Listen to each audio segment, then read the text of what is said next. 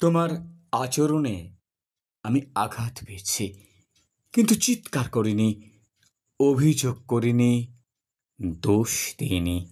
বরং নিজেকে শুধু সরিয়ে নিয়েছি। তোমার জীবনের নীরব প্রস্থানকে গ্রহণ করেছি।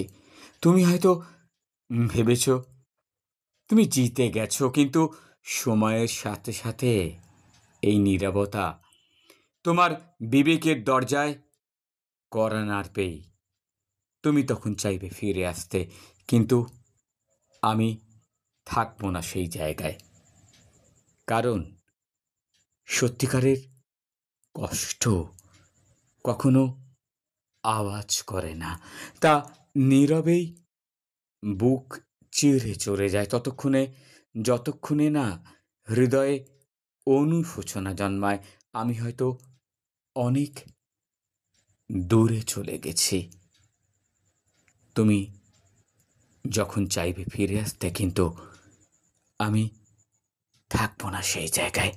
কারণ সত্যিকারের কষ্ট কখনো আওয়াজ করে না, তা নীরবেই বুক চুরে চলে যায়। ভেবে দেখো।